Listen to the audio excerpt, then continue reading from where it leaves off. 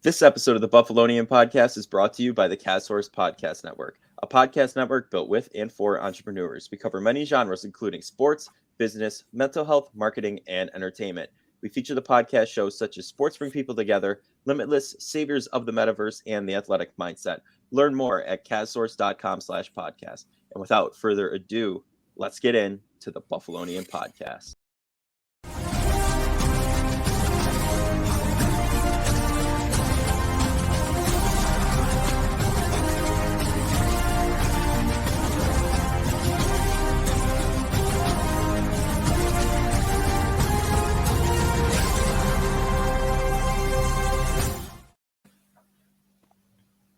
We are back with the Buffalonian Podcast. I'm Joe Callie, and as always, I'm joined by Dom Loss and Mike Marino on this fine Friday morning. Fellas, Super Bowl coming up. It's the Pro Bowl weekend. Huntley, we've got some backup AFC QBs in there. Peyton Manning thought he was going to win it. Guess not. But we're feeling good. We're coming up to the end of football season. And just thinking back, I was talking with someone the other day about this, how insane it was talking about the Bills' opponents waiting for their actual schedule to come out. That's already the topic of conversation, like our opponents for next year and whatnot. And it's just, to me, to be back in that spot is absolutely unreal. But, we move on, we trek through, we tough it out. Let's just dive right in. Let's dive right in. Let's just talk about this Super Bowl. Let's brief it real fast. It's the Kelsey Bowl. It's the Chiefs and the Philadelphia Eagles. This should be a good one, I think. I mean, what are your guys' general thoughts about it going in? Yeah, I mean, it should be entertaining. You have two teams that it's like their offenses are pretty dialed right now. I know you called it the Kelsey Bowl, and I know they had a podcast, and they were like, yeah, no, don't we can call it the Kelsey Bowl, but don't focus on that. And I thought, honestly, that kind of surprised me because I think Travis Kelsey's sometimes kind of arrogant, but no, it should be a pretty entertaining one. I mean, I don't know how invested I'm going to be in watching it because I don't know. Either team, I don't really have a preference of winning, I guess, just because I really got turned off the way the Bills played. I feel like I would have been more interested in watching if the Bills lost in a heartbreak rather than just not showing up at all. That just really soured football for me this season. But no, it should be entertaining. I mean, Andy Reid going against his former team in the Super Bowl, and Sirianni used to coach for the Chiefs too. So there's storylines there. I think there's some Grand Island connections too. So I know Brett Kearns in Philly, and I think there was someone else. I don't know off the top of my head. The assistant to Sirianni. Yeah, I think Sirianni's from Western New York, is he not? I think he's also from Western New York area, actually. He might be. I know his assistant went to our high school though. So so there's a few storylines to follow. It should be an entertaining one. I know I don't think it's going to be like the Rams Patriots where the punter should have been the MVP. I think it's going to be kind of back and forth because I don't know. I think Jalen Hurts will be completely healthy and they're just going to let him go because it's the last game of the season. And same with Mahomes, he's banged up, but I think, why hold him back in the Super Bowl? Yeah, I think it comes down to it's the best player in the league probably against the best, the most complete roster in the league. So I think that's an intriguing matchup. And while I think the Chiefs might not have as good a roster as the Eagles, they definitely have the high level players and positions you need, like Chris Jones, Mahomes, Kelsey.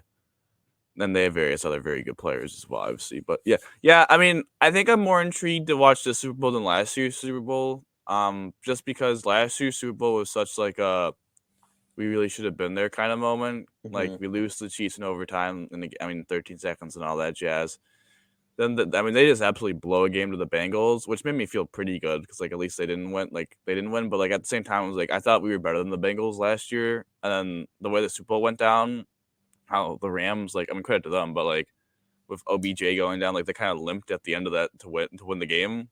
They kind of, the Bengals just kind of stopped playing at then the last 20 minutes of the game. So that hurt just because I feel we would have destroyed the Rams. This year is just a completely different feeling because we got hosed. They took us to town. But at least the Bengals aren't playing in the Super Bowl. I look at that from that perspective of at least the AFC team. Like I want the Chiefs to win.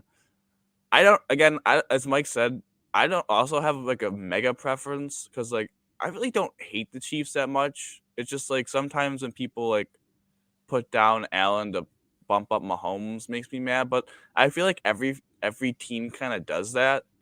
In their even the Bills fans do it with Mahomes and all that, so I can't really complain that much. If I would probably want a team to win, I would probably say the Chiefs, just because like I do like Mahomes, and I think it would be kind of cool, if he got another ring and kind of started his chase to get to Brady. I think that'd be kind of sick.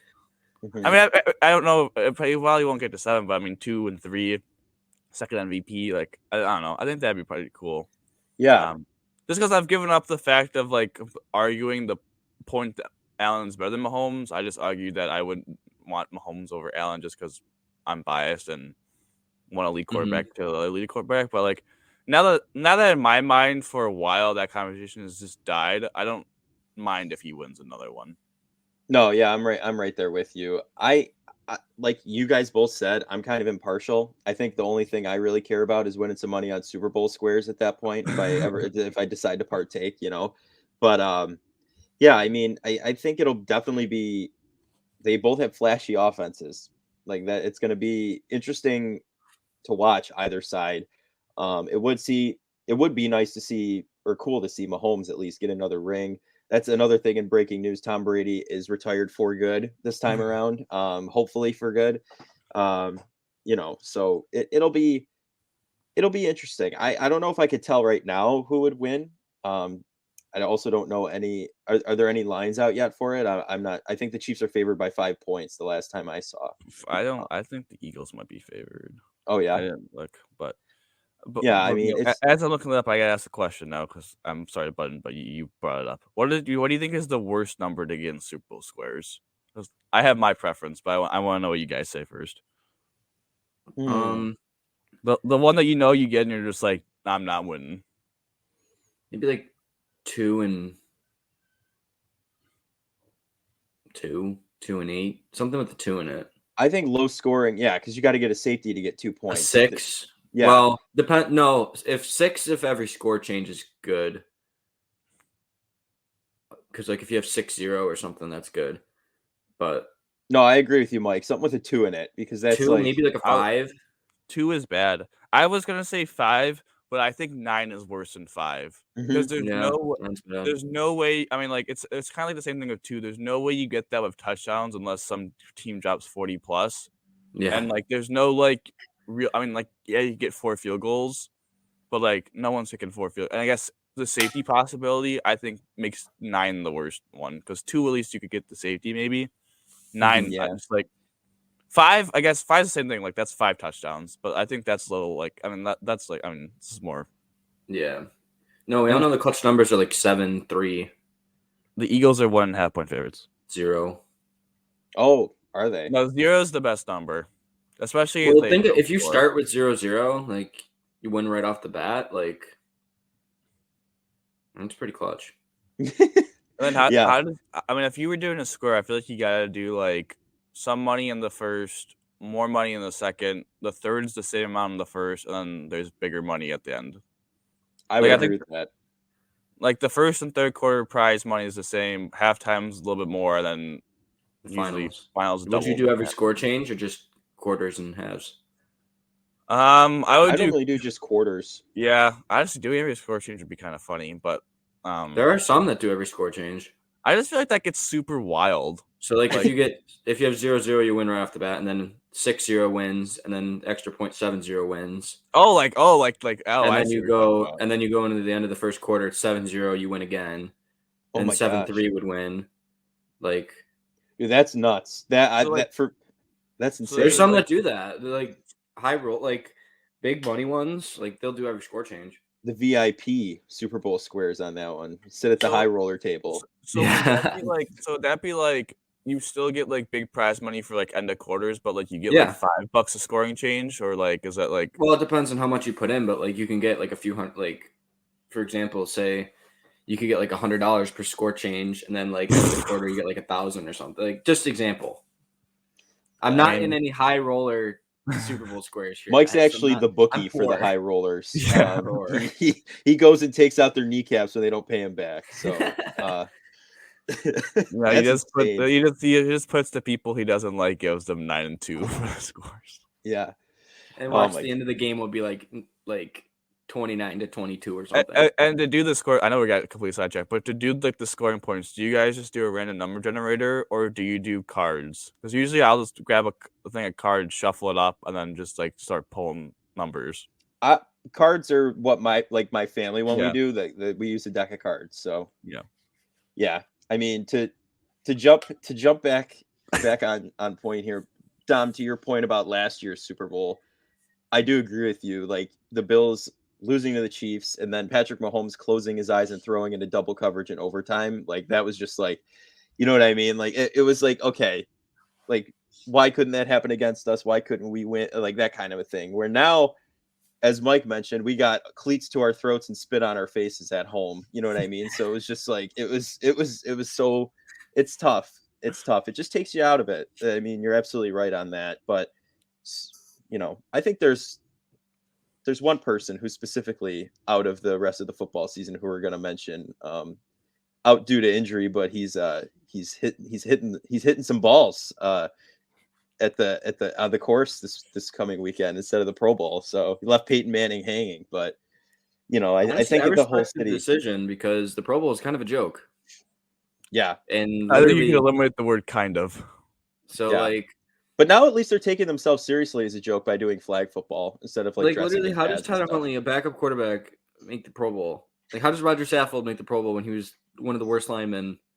Like I just don't get. And then did you see like Roger Saffold had a tweet that was like, proving all my haters wrong, and everyone's like, okay, do it.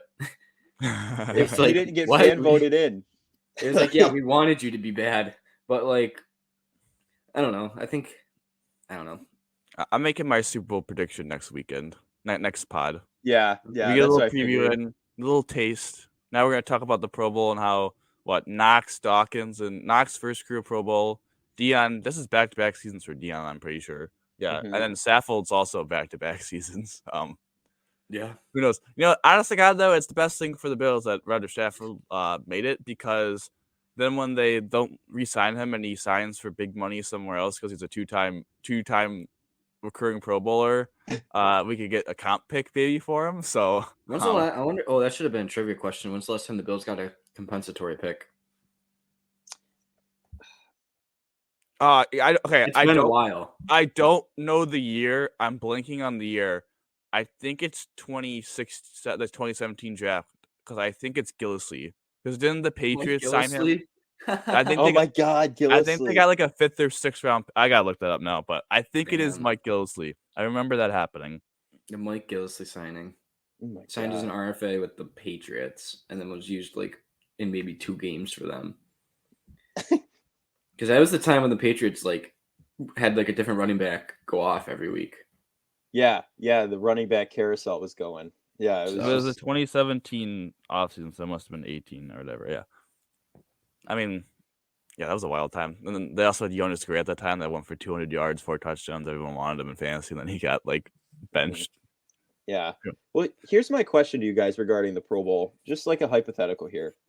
Do you think they should combine the All-Pro and the Pro Bowl and like no more fan voting for the Pro Bowl, and kind of do like you pick the All-Pros and you actually play a real game with these guys? You know what I mean? Like they're not going to want to play a real game.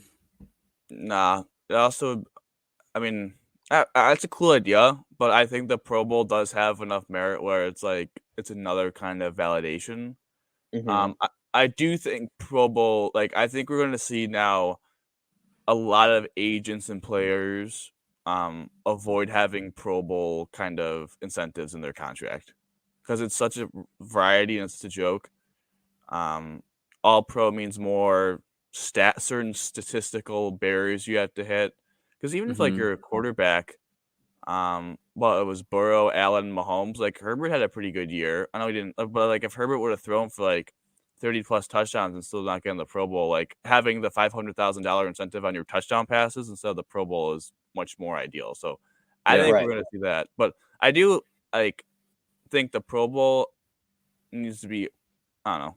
I think some person suggested that it should be mid-season. I don't love that idea because I don't think there's any way any team is going to let their player play in the Pro Bowl mid-season. But they're kind of thinking NHL All Star kind of a deal. Like you take a break for the Pro Bowl at one point, and then I have 2 weeks for the Super Bowl. Like I don't know. I just think that's like it's different in football where it's like no team is ever gonna let their player play in the Pro Bowl midseason. You'd be dumb too, and your player would be kind of dumb to accept that. Like, why would you put your body? I mean, no, just take the week of rest.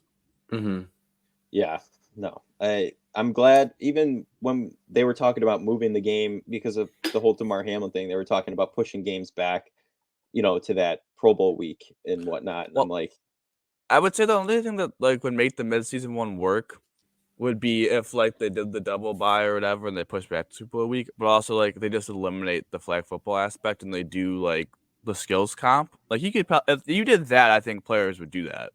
That's honestly the part that's really intriguing to me, like to watch. They should bring back the QB challenge. Like, you ever watch those old ones? Yeah, yeah. Who is it? I'm gonna blank, so someone's got to remind me. Who was the quarterback that threw the football and was like, oh, it's deflated? It must have been Brady, and there was like the 2004 Pro Bowl or whatever. 2004. It was like not like one of those years that Brady didn't make the Super Bowl. I have no idea. I have no clue. I just know Derek Carr roasted the Raiders. Yeah, he did. Derek Carr did roast the Raiders. Is he wearing his helmet? He's representing the Raiders in the Pro Bowl, and they're going to get rid of him. Okay, that's not the worst All-Star story, though. Bo Horvat's pretty bad. John Scott was traded from Arizona to Montreal, and he still represented Arizona. Was a captain. He was an All-Star captain, an MVP. I just think it's to go back to Arizona. Yeah, I think it's just laughable at this point, like the whole way that situation rolled up. I get that like the Pro Bowl is supposed to be like leisure and like, all these players, they've had a long season. They don't really feel like playing a meaningless game essentially. Like they just want to, have fun. But like, I'm not going to sit there and just watch a bunch of NFL players play like flag football on a short field. Like I don't care. Like I think our flag football game was more entertaining. I want to watch Sean Taylor absolutely lay out Brian Moorman again. Yeah. No, I'd rather rewatch highlights from the NFL than watch that. But, I mean, it just comes down to the fact, though, like your stars don't even want to play in the game. Like Allen making the business decision to go golf, I respect it. I mean, he's a 3 handicap. I'm a 100 handicap, so we're pretty comparable in the golfing department. And then Joe Burrow called off, and I don't even know that he even gave them like an actual reason or not. Like, no, I don't know that ever came out.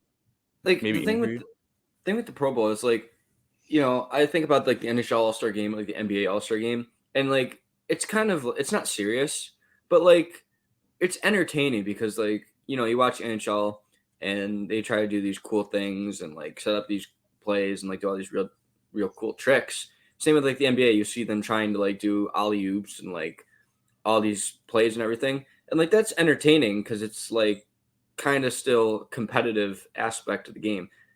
The Pro Bowl, like the only way I can see you trying to do cool plays and everything is if you're actually like really giving an effort and trying, and it's like it's just not entertaining to watch when you hand it off to the running back and the linemen are just kind of standing there letting him run by, and then they just hug him and or you let Mac Jones run all the way to the end zone and gritty, It's like in the others like major sports, like at least when like the game at the end of the All-Star game, like especially in basketball, like when that gets close, they actually start playing like legit. And I'm not gonna hit people in that NHL one, but they start like back checking a little bit, giving a little bit of like an effort to forecheck. Like that's fun. Like in the NFL, it's like it's never gonna be that. It's never gonna be like, okay, now like if you throw this ball 7-point game, 2 minutes left. Well, now when you throw the ball over the middle, I'm gonna tattoo Mark Andrews over the middle of the field as a safety. No one's ever gonna do that. So like I don't know.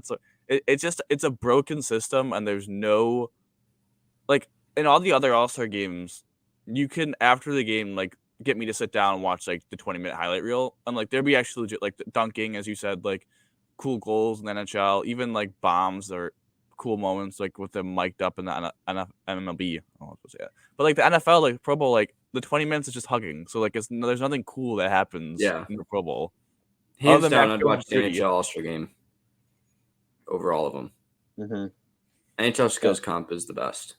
Yeah, NHL is probably the best. I think the NBA All Star game, like the All Star game itself, is probably the best. Just because it just. I'll agree with that. The game NBA skills the comp. Game's the best. Skills comp NHL. NHL. Actually, I don't know. I guess Home Run Derby is good. The Home Run Derby is probably the best overall event, though, because that's a lot of fun. But yeah, no. Mm-hmm. All right, so moving on from the Pro Bowl, because I can't believe we talked that much about the Pro Bowl. More of the history of and how we need to change it, but and then some other All-Star aspects. I have two hypothetical stuff to talk about, and then I want to talk about the NFLPA ranking the players by position yesterday. But the Bills have an opportunity to tag Jordan Poyer and Tremaine Edmonds. Do they tag franchise tag either of them? Maybe honestly, Edmonds. If one of them's guaranteed to leave, I would tag Edmonds. But maybe if you tag Edmonds, it gives you a shot. Or maybe if you tag Poyer, it gives you a shot to tag Edmonds, or vice versa. But like, I feel like more likely they would do it to Edmonds than Poyer. Yeah, I'm gonna lean towards no for both. Poyer's at 100% no because his is like $14 million, and I don't think that just seems like kind of like bad player management to not really offer him. I'm gonna be intrigued to see like if the Bills number gets out when he signs with another team. But that just doesn't seem to be like the whole situation. He's a veteran, like he's respected. Like I feel like franchising tagging would be a little bit disrespectful. Edmonds is different because obviously Edmonds is like 20, still like 20. Like the dude just never ages. And you know he's one of the leaders of the defense. His is like $20 million, and I just don't see the Bills like chewing that kind of cap. Yeah. My only thing with Edmonds would be like if they tag and trade him. I think that would be like a unique like that. The only reason I would ever tag Edmonds is to trade him, because then you at least get like some. You could probably get at least an asset or two back, maybe like a third-round pick tops, but like at least you get an asset. I don't know. And if like Poyer and Stafford leaving, maybe you get a comp pick. I feel like that would be like the best move if you're gonna do that. If you're just gonna want to re-sign Edmonds long term, just bite the bullet and re-sign him. Yeah, I agree with you. I feel like Poyer, I don't know, as much as I love what he's done for the team, the way he's played, it's just the Bills do not have enough cap space to be like you said, Dom. It's too much. You can't be doing that, especially when we need offensive tools. You know what I mean? Like our core defense is still going to relatively be there. And I'm a big believer that you move Benford into the safety position, you know what I mean, and try that out. So I don't think like you said, a tag and trade for Edmonds, that actually sounds like a really good idea. I didn't even think about that until you mentioned it. But I don't think you tag Poyer. I mean, Edmonds is the only one I could see you even going for, because he's had a kind of an awakening of a season, and he but then again, just re-sign him if you want to hang on to him like that. So yeah, I do not think a tag is necessarily the best way to go about it. But yeah, and then I just like briefly remember, because you brought Benford to safety, the Bills did get a new safety coach. Yes, brilliant. It was from Jacksonville and Houston. So I know that doesn't look great because those teams have been pretty bad for the last 5 years. He's been to those organizations, but he has like developed some decent, safeties. Ronnie Harrison, I think, with Jacksonville. Jalen, I don't know how to say his. I'm not even going to say his last name because I'm going to butcher it. But there was a rookie safety for Houston that made some plays for them this week. Or Petrie, something like that. Yeah, something like that. So he's worked with a couple good, like he's developed some safeties, and I think that's where I think the move makes sense. Of they want to get a guy that's maybe more of a development coach for safeties in this new era. Like you don't have Hyde and Poyer anymore. I mean, I'm just making that claim, but like Hyde's also getting old too. Like it's time you got to start finding two guys to fill those two spots, and I think they wanted more development coach. I did think it was interesting.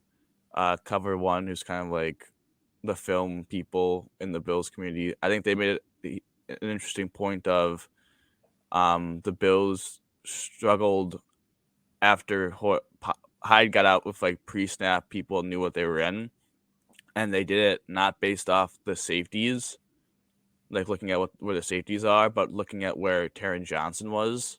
Yeah. Like if he was shaded inside, he was run fitting, or if he was doing this, he was in man or that. And I think that comes down to maybe having two different position coaches, and maybe I know they still have the nickel corner coach, I think, but maybe getting another safety coach. Apparently in Houston, he was trying to get the nickel corner and the safeties kind of together to like not get the nickel corner to spill the coverage to be that precursor. So I think that could be a next step for the Bills defense, as we talked about. Maybe that's an adjustment that they make. Yeah, I mean, I wouldn't mind to see it. That doesn't sound like a bad adjustment. So I don't know. This offseason is going to be very interesting because we got big boy contracts kicking in, and we gotta strain out the mozzarella. You know what I mean? We gotta thin it out a little bit. So, all right, my second hypothetical. Okay. What it is that Oliver on the roster this next season, or is he gone? Yes, he'll be on the roster. Yeah, I don't think you can waste him, unfortunately. Not unfortunately, but my next question after that then is he on the roster in 2024? Not if he has another lackluster season, I feel like. I say he is. So you think they're gonna sign him to an extension? Yes. What number would you give him? Like if you were if you were Brandon Beaton?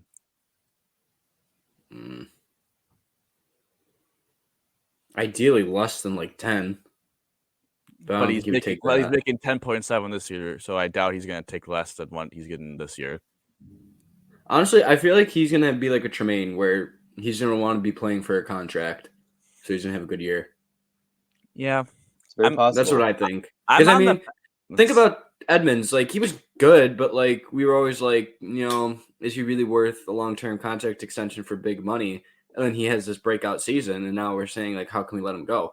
I have a feeling Ed Oliver's going to be the same. Like we saw, I don't know, you see so many times players like Marcel Darius, prime example, was an all-pro in his contract year, and they got the big money.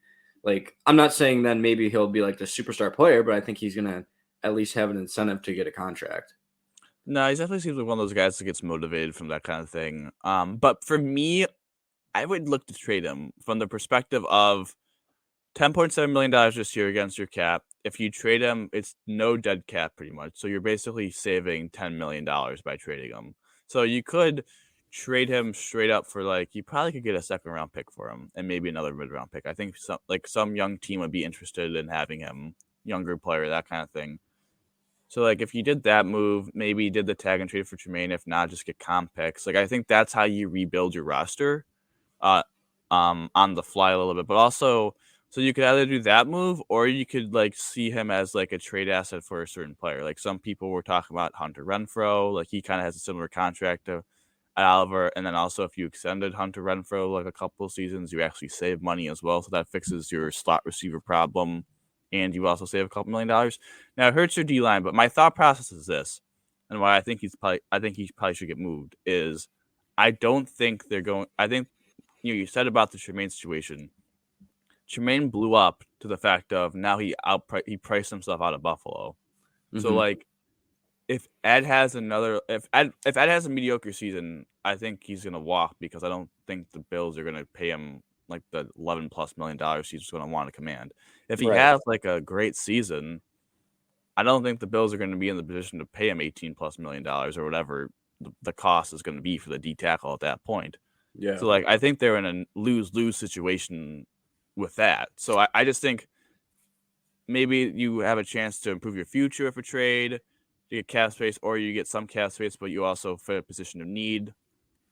I don't know. I feel like that could be a move. I would say that it would weaken your defensive tackles, but like I don't know. He just had a kind of a mediocre season. He was kind of injury prone a little bit this year, and like I just feel like I feel like especially after watching the season, he's not the most important defensive tackle on the team anymore. Like Daquan Jones is, and Yeah. Daquan Jones is up for. Daquan Jones has one more year left in his contract, so it's like if I'm picking between Ed Oliver and Daquan Jones, I'm more inclined to pick I know he's older, but I'm more inclined to pick Daquan Jones, and then what does it leave me with Oliver? Like if I only had cap space for one of them, I'd rather move Oliver where he has some value on having the extra year. Plus, you could trade him, you could sign him long term with that team. So I don't know. Yeah, as much as I was so ecstatic when we drafted him and his first couple seasons, I mean, he's shown what he can do. This past season, I mean, you're right, injury prone. You know, he was out for quite a few games. And in the games he was playing in, we didn't really feel his presence. I mean, like you said, Daquan Jones has been the standout this year. And I think that's tough for Ed. I think if you had to pick based off of this season, you definitely would want to spend your money on Daquan Jones because he's been the most productive. But then again, I believe in Ed, but I don't know. If he does well, like you said, Dom, he's going to price himself out, and then we can't even re-sign him anyway. So it's just like, I don't know. It's really tricky where the Bills are right now with the money situation. You know what I mean? I think that's the biggest thing looking at this, because before you'd be like, oh, he had a lackluster season, let's just sign him for a couple of years. You know what I mean? Like, we got the cap space. Not anymore. We can't do anything like that. So it's definitely it's tough. Mike, what do you think? No, I do agree. Like, instead of losing him for nothing, like get something back for him, because this is a team where I would say our window's not completely closed, but it's closing.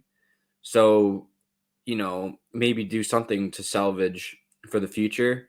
Because I know we talked about this a few pods ago, how it's kind of like going down. Like, what can you do so that as you're going down, maybe it's not so steep, or that you can make it curve back up? And like getting those assets and draft picks probably helps it kind of plateau and then go back up. But we got to hit on those picks too. Right. Yeah, And yeah. that's one thing to look at the what it comes Chiefs down with, to. I think. You know what I mean? Like the way Andy Reid did it when Mahomes' big boy contract kicked in and whatnot. Like they did a good job keeping that team, not like the prime example is Tyreek Hill. Like, he priced himself out of KC, so they made the decision to trade him, got all their picks, and look at their rookies were contributors on that team, and they're in the Super Bowl now, and their window is still open for numerous years because of it. And like Tyreek Hill was a really good receiver, arguably the best in the league, but they came to the point where it's like, is paying him really worth sacrificing other positions? And they said no. So they infused youth in the corners, and they still have a lot of young offensive linemen, and they've been successful. So like maybe Brandon Beane, like obviously you're not going to get a return like Tyreek Hill did for like Ed Oliver, or if you trade Tremaine or something, but like getting those mid-round picks, you probably get like second, third round picks, like those can be contributors on your team. It's not like an NHL prospect where it takes 3-4 years to be on your roster. Like NFL rookies, for the most part, contribute on your roster day one. So I mean, the Chiefs are. I mean, yeah, and they also traded him. I think he had a year left on his contract, so like they didn't have to trade him either. They could have just hung it out and just franchise tagged him, traded him like probably maybe what the Ravens might do with Lamar. But that's where I'm kind of like, I think this is like the situation. It's just unfortunate where he doesn't have his best year, but like he has the potential. He's still young. He's on a pretty affordable contract for like for non-Bills, like the teams that are not up against the cap per se. And I don't know, there's teams with plenty of like multiple second round picks or multiple picks that I think you could get. And then like instead of like, I think it's the big thing of Ed's making, it's not like Ed's a bad player, but Ed making like how much money he was, like $5 million, to now him jumping up to 10. No, that impact hurts the team. Where if I could get like a second round pick who's making like, I don't really know the cap. I think it's like 2 or 3, but if I could get a couple impact players who are making $3 million a pop, like 2 of them in different positions, maybe I think that's where, I don't know. I like honestly. I think I like. It's interesting. It's either you like trading Ed as a way to improve your roster right now with like the Renfro situation, or you like the situation of trading him for short-term loss but long-term gain, where it's like maybe we trade him, we get some draft picks, and maybe they could contribute right away, but maybe it's not as great as Ed could be this season for us, and maybe we take a little bit smaller of a step back as well. But then long term, the Chiefs have like so many dudes that are making a couple $1 million the next couple of years. I think that's where the Bills. It's a copycat league, man. The Bills got to copy the Chiefs formula a little bit. Yeah. So Yeah.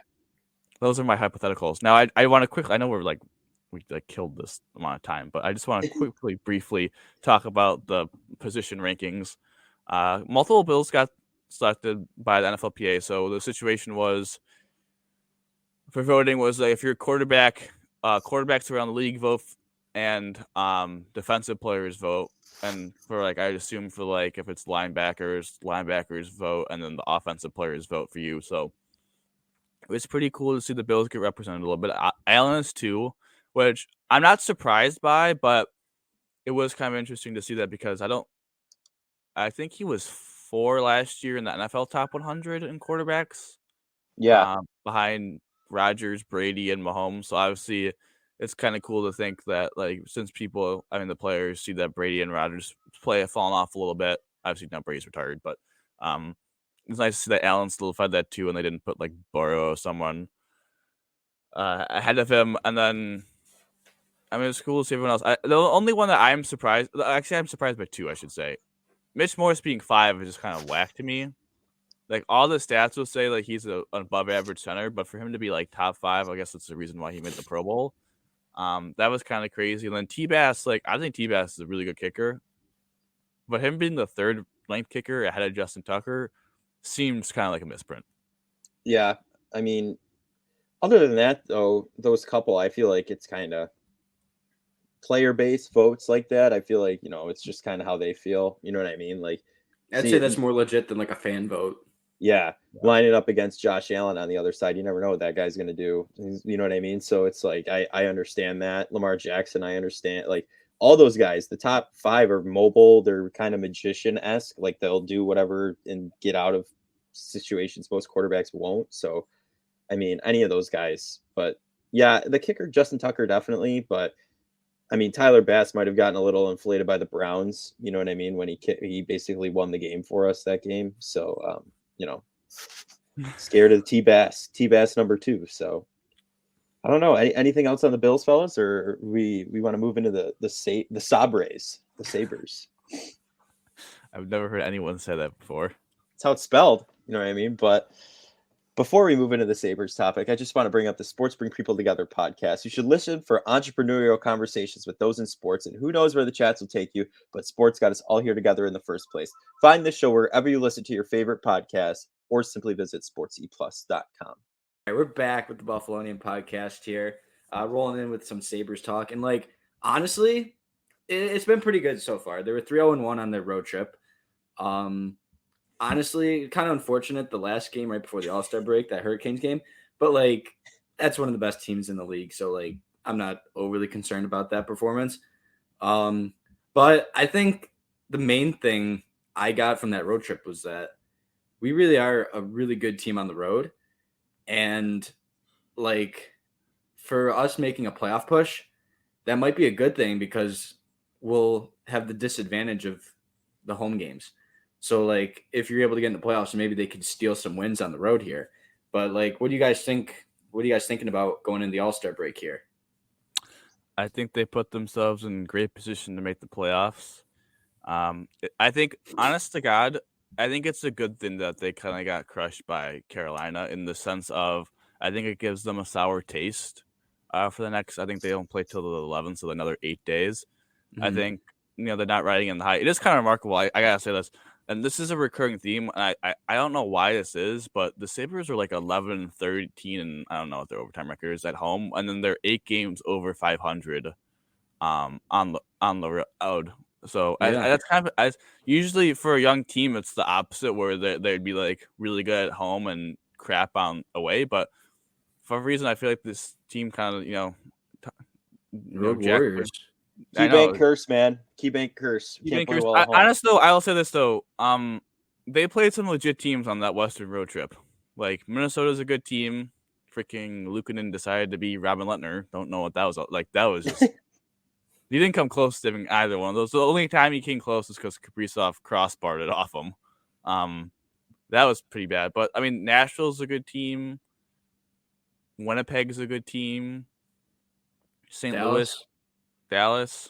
No, they didn't play Nashville. I said Nashville. I was like, I don't think they played Nashville. But Dallas is a good team. That was an OP. So I think there's a lot of the good things to. I mean, they put themselves in a great position. I mean, they're fourth in the Atlantic. I don't think any of us ever predicted that they would be the fourth best team in the Atlantic right now. I think,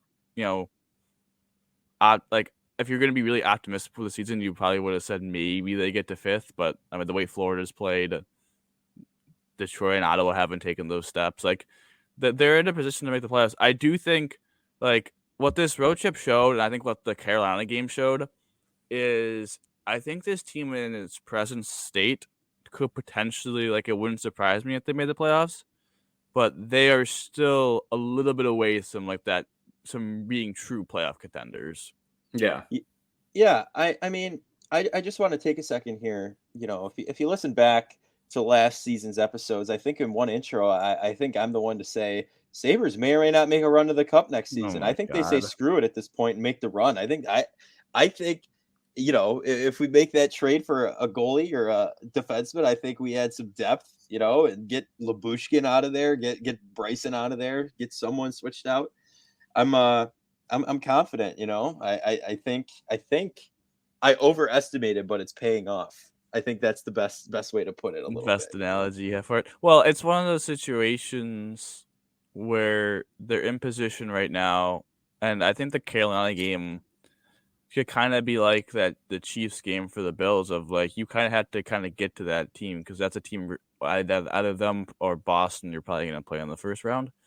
And it's one of those situations where you had to see like, yeah, Casey Mills, Stan Olsen, like they play well against like other teams of lesser talent, but like when they play the top teams, like those two, Bryson, like your warts on your roster get exposed a little bit more. So I think it shows like, I hope it shows the front office. Like there's certain areas of the team that need improving. And yeah, Joe, you want to go all in. It's like some of it could be done maybe in the short term if they want to do a big move or smaller moves. But then I think a lot of this work is going to have to do in the offseason. Because to me, that's like the Sabres are like that 7th seed in the NFL playoffs that get in. It's a nice story. And then they just get shown the door. And who knows? Maybe they're going to be in Miami or Indianapolis against the Bills and kind of make their series competitive, which wouldn't surprise me because they could score goals. But or they're the Bengals in the playoffs last year, man, making the run all the way through. So never know. But we got to get there first. We got to make the wild card spot first. So it's exciting. The Bills blunder and the Sabres are they're going up. Their stock's rising. So no, I mean I think. Like we were talking about, like going into the season, what we expected, and I think we expected them to at least be in contention for the playoff spot. I don't know if I necessarily believed that they'd have a legit shot at making the playoffs. I always pictured that being next season, like they're going to be really a playoff team. But like having a legit shot this year, having 3 games in hand in Washington is really good. And I'm not saying they're gonna, if they make the playoffs, they'll do overly well because they're just a young team with. Jeff Skinner's played 900 NHL games, and none of them have been in the playoffs. So, I mean, we don't have a lot of playoff experience on this team. But, like, just overall going into the All-Star break, I think they're in a really good spot. I think the one thing that's kind of annoying is there's been some injuries. I know Tage had to leave the last game early, upper body. The only bright spot I get out of that is that, yeah, he's going to miss the All-Star game now. But, like, I'll take it, him being a little banged up going into this break, like a week and a half break, rather than missing a week and a half of games, because I think he's honestly the most important player on the team right now. Yeah, I would say Tage. I mean, I think Darlene makes a good case. Like both those guys are kind of like co-favorites. I do gotta say though, they say upper body injury, but like he was getting his like everyone was making like the scene about like the image on national television. It was his lower back, but like that's what makes me so mad about hockey is that it's like it's your upper body, and everyone's probably be like, oh man, it might be like his the lowest part would probably be his ribs, maybe. No, dude, it's your lower back. Like the word lower is in your injury. Like you think like maybe they wouldn't be called an upper body injury, but Waist up, man. Waist up. Mid-body. I just think that's so stupid. But yeah, I think it's unfortunate seeing banged up. Samuelson played pretty poorly against the Canes, and he seems to be also banged up. I don't know, like, I mean, we don't know what that injury is because we didn't see him getting worked up by the trainers on the bench, but maybe it's that knee. I mean, I gotta think, like, I gotta be honest, like, who was the Canucks player that just recently announced that, like, in the preseason he teared his ACL and he was playing like the whole season? I know who it is now. I don't know how to say his name. It's that Leafs guy. Last name, he's Russian. It begins with an M. I don't know. Mikheyev? Yeah. I feel like I'm not saying Samuelson's playing with torn ACL because I have no idea. Like we don't know, but I do feel like it wouldn't surprise me if he has some actual like damage that probably needs to get surgically repaired, and is just playing on it. But and then Cousins, obviously, he was banged up as well. It's a little unfortunate losing your two centers and a top three defensemen on your team, but hopefully, again, the 10 days works well for them in that aspect because they're definitely going to be. This is definitely a team that, while it's very exciting, they're definitely a team that once if a couple injuries to their top guys happen, I don't think they're a team that can overcome that. Like Tampa is a team that, like, I don't know, like if Stamkos missed 2 weeks, like I think they would be fine. If Tage Thompson misses, that's where like the MVP stuff comes at like hard. Is that like if Tage Thompson misses 2 weeks, the Sabres, I mean, unless they play like Arizona, but they can't even beat Arizona at home. Like they would struggle immensely. Yeah. So I think that's the fear for me. Yeah, I would agree with you, especially because he's one of the more dominant pieces of our team, if not the most dominant piece of our team this season. Just seeing how he's played and whatnot, I think we got to put our trust in Middlestat now. At this point, I think he's our only hope. I think he moves up to those secondary assists.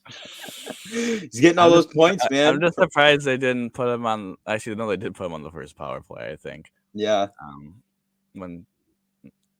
No, I mean, it's gonna be interesting from that perspective. Yeah, I mean, it's just tough. I mean, would I like to see him in the All-Star game? Sure, we're going to see Darlene, so that's okay with me. Yeah, who also got trashed for his his skills competition, like the hardest shot.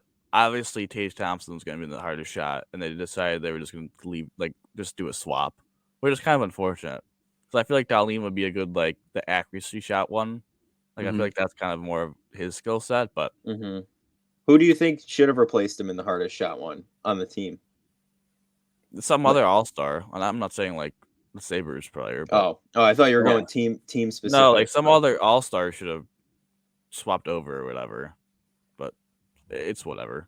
Doesn't really matter that much to me. But no. So the injuries, the playoffs, UPL named Rookie of the Month. I don't know how I feel about that. Because, I don't know. Yeah, he played good, but like I don't know. I guess other rookies didn't play great. I know that's what my point is, man. Like he had a 907 save percentage. That's kind of like you also had like a negative goals above expected, which is also not that great. So like, I really don't know how to say about that. But it's interesting. That's what I have to say. Maybe making a run for the Calder with a couple goals. I think he's gonna get robbed. I think this is one of those years where like defensemen just never win the Calder, except if you're Mo Seider who put up 53 points. Like just one of those things where if you don't put up points as a defenseman, you don't win any like thing. Like Norris, like Erik Karlsson having a historic season. Don't get me wrong, but you could name like 3 dudes that you'd rather have over Erik Karlsson this season because the dude plays the dude's like a fourth forward on the ice, which is credit to him. Like he's really good. I'm not like Darlene's kind of similar, but Darlene actually has a pretty good defensive game this year. So that's why I think Darlene should win the Norris. But what are you gonna do? Sabres are going to be slept on for a little bit still, What are you going to do? What do you do? So I want to talk a little bit into trades, and then we could talk about our random stuff that we don't really talk about. So Bo Horvat got traded to the Islanders. Absolute, like, once that trade happened, I saw my phone, I could just smell, like, reeks of desperation. Of, like, it's so desperate for the Islanders that they have to get Bo Horvat to be better than the Sabres. It's just sad. Yeah. The Sabres are such a wagon that they're making people trade obscene amount of value for a rental. Yeah. Yeah. Oh, maybe they extend him. It's like trading a Porsche for a I gotta GMC say, Acadia. like, I always would think like I would never want to play for the Yankees, not because I'm a Red Sox fan, but because of all like their strict policies of like being clean shaven and all that. The Islanders though are so dumb. I'm sorry that they don't allow they allow 2 people to have numbers over 40. I think that's so lame. I'm sorry. Oh, who are the 2 players? Casey Cizikas. Mm-hmm. Who's the other one? They traded for this guy a couple years ago from Ottawa. His name spells Gene, but it's pronounced differently. No? He's a center? Janae? He wears 44. His last name begins with P? P? No. Pajot? Yeah. JT Pajot? Oh, God. Oh, yeah. Forgot about it. He's kind of irrelevant, honestly. I mean, I could tell. It took a little. But no, I think JT Pajot played for the Islanders. Oh, God. No, I think that's an interesting trade from perspective of it's a rental. They don't have a contract in place. I mean, first round pick that could potentially be a unprotected first round pick is pretty wild. I don't know. I just think that's a bad trade. Yeah, I mean, you're basically you're trying to do damage control, but you're actually damaging your team. I feel like, you know what I mean. Like that's kind of the. No, they definitely got better. Like Horvat's a good player, but it comes down to the fact of like the Islanders aren't even like the 10th team or like the 11th team in the East right now. Like this is different if like Tampa or some team that's like trying to win a cup does that. This is to make the playoffs, and they already have the worst prospect pool in the league. They literally just traded like their best prospect and a first round pick. I don't know. Maybe lose going senile or something. Yeah, I already think that happened. I just don't know why they got rid of Trotz before. I think we might be seeing some side effects now. I think that's kind of what's happening. Oh my God! So the first question my brother asked after this was, "How will this affect Timo Meier asking price?" A lot of people are saying the Sabres won't trade for him. Do I think it's probably going to happen? Probably not, because the Sabres are the Sabres, and I think they're super stubborn. I think some team like New Jersey is going to end up trading for him, but I don't think it impacts Meier's asking price as much because Horvath was a true rental, and he had Meier has rights after the season, and now I think someone could say that means he should get more, but I'd also counter with the fact of his qualifying offer is $10 million. So if you trade for Meier, you're most likely going to have to either pay that fee or sign him immediately to a long-term contract. So I think that's where the value of the two moves kind of. Also, Meier's a winger, and Horvat's a center, so I think that also positional value has some things. But I still think, I think we got the asking price. Isn't it a first, a good prospect, and another B prospect? So I don't know. First round pick, Rosine. Throw in another B prospect. The Sabres have 10 of them. Get the job done. Yeah. I mean, I don't know. I especially feel like that's a good move. We're seeing Tage start to get banged up. Cousins, it's just another guy that another 30, 40 goal. He's on pace for a lot of goal, and he's already close to 30 goals this season. And also he's a depth piece. You can slip him in. And also, he could play on that offside of that power play outside Thompson, because the power play has really struggled recently because they literally just have a dude marked on Thompson the whole time. And Cousins is a good player, but maybe you put him down to power play 2, take one of the young guys off power play 2 to get them to just focus on their 5-on-5. Kind of would help both units out.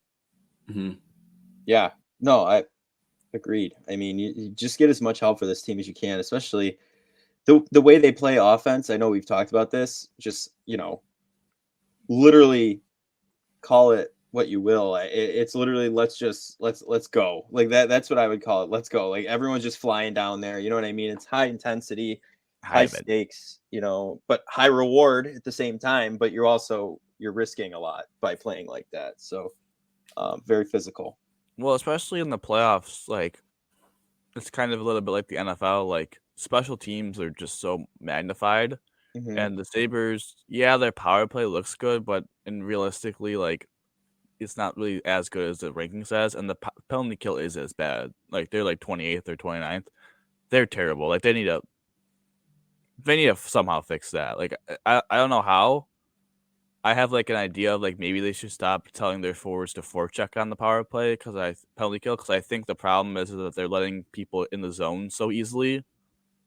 Maybe if you instead of forechecking, you lean back, stay back a little bit, and clog up the middle of the ice and make it a little bit difficult to enter your zone. I think that would help, but yeah, I don't know. Me as my zero days of experience as my hockey coach, putting my tips for the Sabres. Played honestly hockey probably the same as Ralph Kruger. So yeah. I mean, soccer experience, but I didn't think that translated over to the ice very well. So right, and then a couple other rumors that just were hinted around was Jordan Greenway forward for the Wild. Obviously, the Wild just signed Matt Boldy, that contract extension, so they're kind of going to be in the cap crunch. Plus they have the Parisian Suitor buyouts. I forgot about those. Yeah, those are just brutal. And then Greenway actually was coached by Granato, so there's some kind of relationship. Apparently, there's some kind of character issue because he overslept a meeting. I really don't see a huge deal in that. I think we're starting to get into the situation with the Sabres, the Bills, of like once you start building a culture, you could kind of take people that may be like, I mean, listen, that happened with another Minnesota athlete and Stephon Diggs. So like maybe a guy that doesn't maybe have the best reputation in the world, but if you know his true heart, maybe that's an interesting move for like the bottom six, Gergenson's kind of replacement. That's not like that move would be like cheaper and it wouldn't be like it also give you some grit, Mike. You're a big grit guy. That would be like a move. That would be like a move to like shore up the bottom six for the future. But I mean, hey man, you have the cap space. That'd be interesting. And then Demko having an absolute brutal year for the Canucks, one of the worst goaltenders in the league, still signed for 4 years at $5 million. He's played well in the past, so it's not like this is like his last couple years. He was pretty good before this year, so maybe you get him for cheap, but I don't know. I feel like the asking price with how young he is, how his somewhat of his track record, Canucks kind of in full rebuild. I don't love that idea. Mm-hmm. No, I agree. Yeah. I don't know. I don't know. I don't like the price. Like if it was for like another year or two, like okay, but like I don't like 4 years at $5 million. Yeah, like you probably had to trade a significant asset to get him because he's signed for 4 years, but he's played really bad this year. I mean, I and like as you said, like a year or two left on his deal. Like I wouldn't mind it then because like I think it's an interesting stopgap between Levi and like that's kind of that's kind of a guy you're looking for, kind of young-ish kind of goaltender that could be there to bridge the years before Levi gets there, and then as Levi is there, still kind of be like the number one while Levi kind of gets himself gets his foot. Like I think that's like the dude you want to target. I just don't love 4x5 for a dude that's played as one of the bottom three goalies in the league. Yeah. Jeez. Yeah, I mean, I don't know. You just got to be somewhat not picky, but don't just go for someone to go for someone. You know what I mean? Like that's just kind of how it is. But alrighty. So, going time to our random thoughts and predictions. So, no Sabres games this week. So, we'll do a different prediction. Who is going to win the All Star game? Either the Atlantic, Metro, Pacific, or Central Division. It is the Central Division, right? That's what it's called. Yes. Okay, I thought that was kind of weird. Give me the Metro. You know what? I like the Atlantic. I'm gonna go Atlantic on this one. Listen, man, I gotta go the Central. They got the best goalie and Jake Ottinger, man. I think Saros is there. Or it's Hollaback. Actually, I think they have 3 goalies. Do they have 3 goalies? All right, so we picked the Metro, Atlantic, and Central, so the Pacific's gonna win. Dude, no way. Okay, I'm gonna say it straight up. The Pacific wins. If you just manifested that, No. The Pacific, if they were playing for legit, had to play for their lives, the Pacific goaltenders are Thompson from Vegas and Skinner from Edmonton. They literally have two the definitions of dudes having good years, but overall careers are mid. Mm-hmm. I'm not saying they're both rookies. Yeah, I'm not. The Atlantic's kind of all right. I think Olmark's having a terrific season. I don't want to completely bash him, but from pedigree's sake, I guess they have Vasilevsky as well. I think so. I don't know. I think, we'll and then does Dahlin win the hardest shot? I'm gonna say no. No, I don't think he has the hardest shot. Like you said, I think accuracy-wise, he could probably do a little better, but I don't think he wins the hardest shot. Tage would have. I think that would have been a lock to win, honestly, but unfortunately, he's injured with an upper body, lower back injury. Yeah, I think Ovechkin probably wins that one, but I do think it's interesting that Connor McDavid asked out of the fastest skater competition. Alrighty, so without that, we don't have predictions for this week, but I'll just go over our predictions from last week of players, of the fact of basically if you picked a player, most likely you got both of them right, because the highest goal scorer of the week was 1 from Alex Tuck, Gergensons, Quinn, Power, Thompson, Olsen. It is kind of interesting because they played 3 games, so it's not like it was a completely low sample size. A little bit. And then the top line of Tuck, Thompson, Skinner, and then the top D-man of Dahlin both got 2 points. So don't worry, I got 0 points. Looking at it, I got 2 points. And Joe did get a point. Okay, Power was on there. I went Power and Power. I went balls to the wall last week, and I almost had it. Unbelievable. We have 4 names for the points and 6 for the goals, and Mike doesn't get either category correct. That's hey man. Right, but the thing he's gonna get right now. The thing he's gonna get right is that we all picked a different division, and now the Pacific's gonna win. I think he manifested that. I think that's gonna be what happens. Maybe. All right. So you don't have to do a redo. We can just move right back into the Would You Rather. No, yeah. All right. Would you rather time? I have the Would You Rather. So my Would You Rather is this: would you rather have as a general manager the NFL offseason or the NHL, but to make it a little bit better, I would say the NBA, because the NBA drafts players that actually would make a short-term impact. The NHL, if you make it the first overall pick, doesn't mean he's always going to play. So what I mean by this is, and the NFL, you do free agency, then the draft. In the NBA, so I'm just going to say NBA because NHL, again, long-term. NBA, you do draft and free agency. Which one would you prefer to do? Draft and then free agency. Yeah, I think you draft. Because I feel like you could draft of need, or if say free agency you try to sign someone, but then BPA is of the same position, why would you pass up best player available when you already just signed someone? If you draft someone best player available, then you can fill in your needs in free agency and see what you need. Because I feel draft wise, the top few rounds is always best player available, and then you fill in needs later. But so then you're not reaching in anything. So I just like the draft first before free agency. Yeah.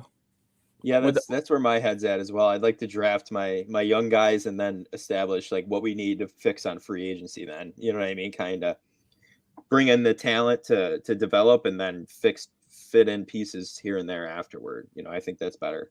Yeah. Would that change if you were compared to if you were a contender to a rebuilding team? Would that change? No, I still like draft first. Yeah.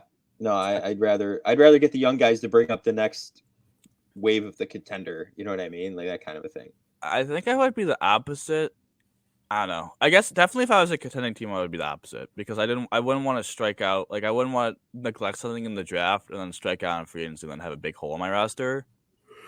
I'd rather have free agency, sign people where I need them, and then maybe sign a veteran that I might just end up cutting later to kind of be a stopgap.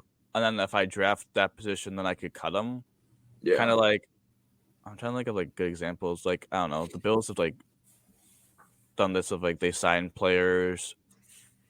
I guess like tight end would be a good one, but then like with Sweeney and all that, like Quinn Morris, they got undrafted and they cut Hollister and then practice squad. Like I feel like in free agency you could like go after what you need, and then the draft's kind of like a fallback of like, all right, we got like our short term fix in free agency, and then we can figure out what like positions we want long term solutions in with the draft. Mm-hmm. But like if I was a rebuilding team, I think if I was a I don't know. I also would think if I was a rebuilding team, I might want the other way too, because then I would know what spots people need quarterbacks, and then I would be able to just, like with the Bears, like after free agency hits, they're going to know like if the Raiders still need a quarterback, if Houston still needs a quarterback. Like that's an advantage for them because then they can start a bidding war between the two teams. But like if the draft happens first, like there's 5 other teams that might need quarterbacks, and they might just wait and be like, hey, we're just gonna wait till free agency to get ours. I guess maybe that would like then make more teams available in the market, but I don't know if that would make the market more like quality. Mm-hmm. Just be like kind of more quantity. I don't know if you get a better deal. But no, that's the WYR for the day. Yeah, the would you rather. Mike, you ready for some trivia? Close it out. Solid. Yeah, as I glitched out there. Sorry. I just saw it, so hopefully it can make it through the next like 2 minutes here without glitching out. Oh, we got it. Let's go. Maybe. I don't know. It's glitching now. We're at the end. Just keep talking, buddy. We can get through Okay, it. we're gonna roll through this really quick. You run. All right, Bill's question: who's the only coach to serve 2 separate stints as the head coach? Oh God.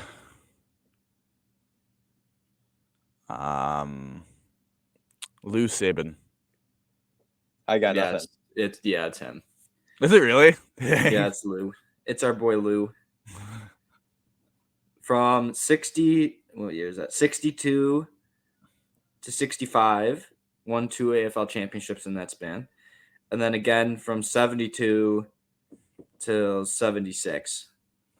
What a guy. Hey, wasn't that the OJ years too? Wow. So our boy Lou. Sabres question. Who are the top 3 defensemen in career points for the Sabres? Oh God. I'm telling you right now. One of them should be easy. Phil Housley. Yeah, Phil Housley's the top one, and then the next 2 might be mid. Mike Ramsey? Yes. Is he 3 or 2? He's 2. There's a big gap between Phil Housley and Mike Ramsey, but No, I would think that there's. Oh my God, who's the 3rd highest scoring defenseman in Sabres history? Campbell didn't play for the team that long. I feel like this is a trick question. It's Darlene because he has like. Nah, I don't think he has that many points. I'm blanking. You know what? Since I got nothing, I'll throw Darlene out there. Yeah, I'll just say Darlene. I don't know where he is. Alexei Zhitnik. Yeah, I would never have guessed that in a million years. I know a lot better than myself. I couldn't have named I literally couldn't name at 289 points.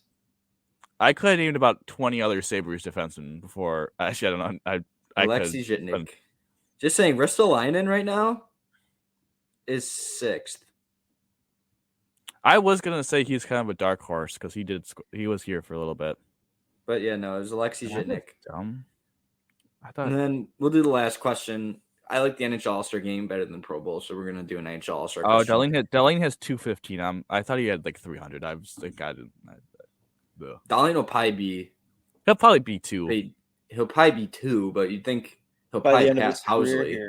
Yeah, Housley wasn't here. Yeah. Housley was only here for like 7 years, 6, 7, 8 years. So he was like 18 when he came in. So anyway, beside the point. NHL All Star game.